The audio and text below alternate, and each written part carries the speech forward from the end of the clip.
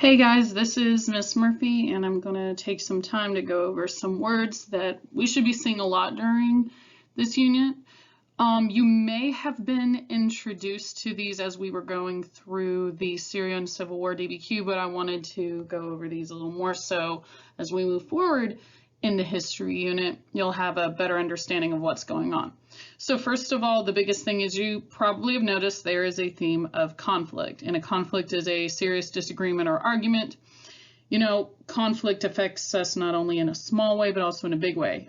Every day there may be conflict between friends or classmates or other folks, but in this case, when we're going through this unit, the conflict's at a bigger scale, sometimes country against country, or religious group against religious group, or ethnic group against ethnic group. So that's going to be kind of an ongoing theme. And a lot of what we're going to look at is trying to figure out, okay, well, why is all this conflict going on? So the next word is partition. And partition means, it can be a noun or a verb, but it means something that separates or divides. That's the noun. And as a verb, it's to separate or divide. So if you see partition or partitioning, it can mean either something that separates or divides, or to separate or divide something. So for example, if you look at this map down here, this is showing how Europeans partitioned, or they separated or divided a particular region of the Middle East, in this case, Palestine and Israel, into different zones. A partition could be how in China there was the Great Wall of China, and it was a partition to keep invaders out. So the partition could literally be a physical partition, or it could be just like as you see in this map, how a country partitioned or divided up a region of land between different groups of people. So this might be a word you remember from 6th grade.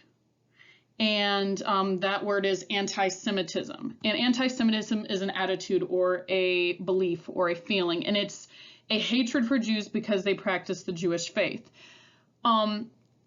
If you remember learning about the Holocaust and the rise of Nazism in Germany and in certain parts of Europe, you'll know that anti-Semitism was a motivating feeling or attitude that motivated the Holocaust.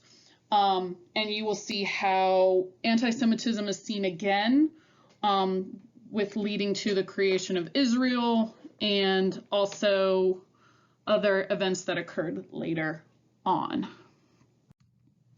So then this might be a word you have not heard of before or not have seen before, and that's called mandate.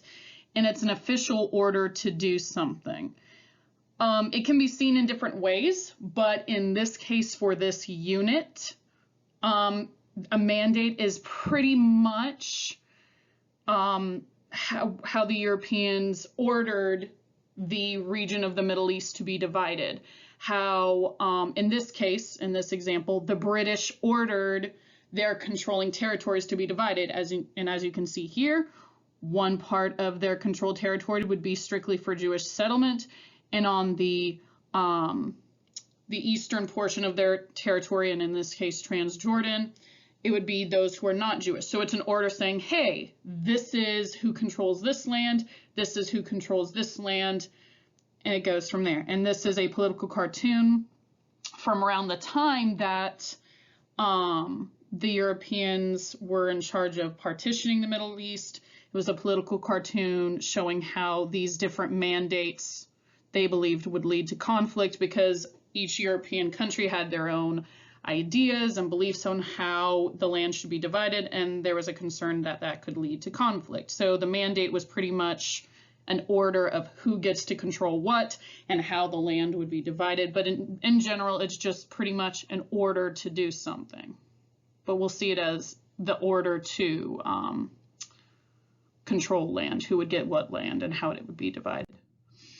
So artificial political boundaries, you may have heard this in the past, either on the news or in other classes, but artificial political boundaries mean man-made lines between countries, and these are usually decided by governments or through treaties. It's boundaries between land not based on, physical landforms like mountains, rivers, lakes, but just pretty much how humans or people decided they wanted the lines to be.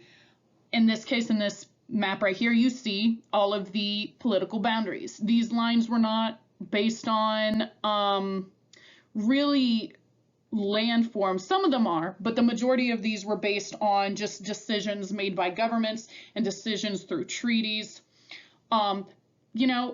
Land resources could have been a cause, but oftentimes it's usually based on compromises and decisions through governments and through treaties. And we'll kind of look at this term artificial political boundaries, not only when we're talking about the Middle East, but also with Africa as well. When we get into our unit on Africa, we'll look into artificial political boundaries and how decisions for country lines were based. Were they based on resources? Were they based on the people who lived there? Or were they based on other factors? We'll look at that not only with the Middle East, but also in our Africa unit. So then, Sunni versus Shia. I know we've kind of talked about this when we did our geography unit and also when we looked at the Syrian civil war, and we are looking at this yet again. So some of y'all I know had been wondering, okay, well, why did Islam have this split? Why is there a Sunni group and a Shia group, and why do they not get along so much? Why did they split to begin with? So here's kind of a general overview. So the reason why Islam had this split to begin with was over, okay, who's going to be the next leader of Islam? Who's going to be the person running the show? So for people who are Sunni, they believed and still believe that the leader of Islam should be the most qualified or devout person, meaning they know the most about the religion, they've been trained in the religion, they have the strongest background in the religion. And today, this group is the biggest. Most people who are followers of Islam are considered Sunni. However, there's the other group, the Shia or the Shiite. Depending on the region and where you're from, it could be either or. They believe that the leader of Islam should be a direct descendant of Muhammad, either a cousin or one of the relatives, like an uncle or an aunt, well, not an aunt, an uncle or a cousin, but pretty much they had to have some kind of a relation, as long as, even if it was like great nephew or great uncle, they wanted it to be where somehow there was a direct relation to Muhammad.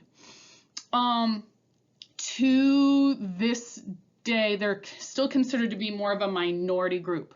Now, this was just kind of how they first split. Over time, there became more differences, but for our own understanding, the whole reason why the Sunnis and the Shias did split was over differences over who's going to be the next leader of Islam. They have more differences than that, but that's the biggest key difference for Sunni versus Shia.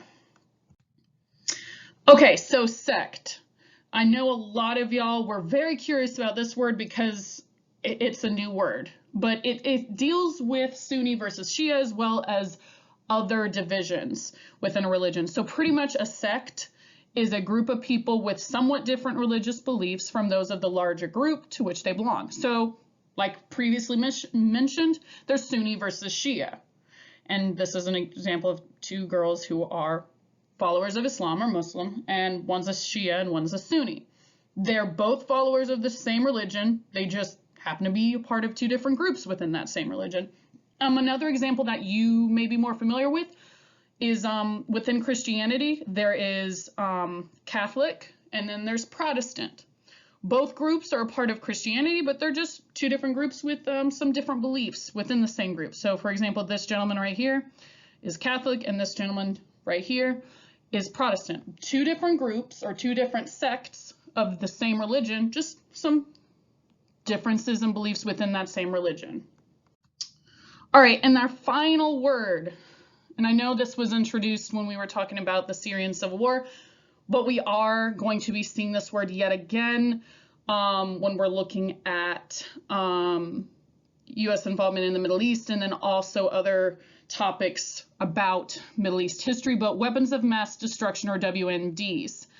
So WMDs, or a WMD, a weapon of mass destruction, is a chemical or biological or radioactive weapon capable of causing widespread death and destruction.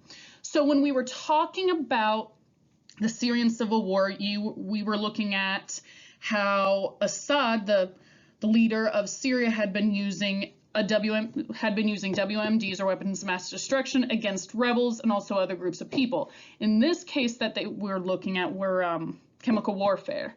Some of y'all mentioned last week how other examples could be nuclear weapons, and you'd be right. Nuclear weapons could be an example as well, like the atom bomb, the dropping of the bombs on Hiroshima and Nagasaki. So those are all examples of weapons of mass destruction, and we are going to be looking at that again with other topics we talk about with Middle East history. So that's it for today for looking at some of the vocab words. When we come back together in class, I will be asking some questions about these and kind of making connections. And as we go throughout the unit, we are going to reference these words and do some follow-up on it. But I look forward to seeing all of y'all in class. Have a great rest of the day.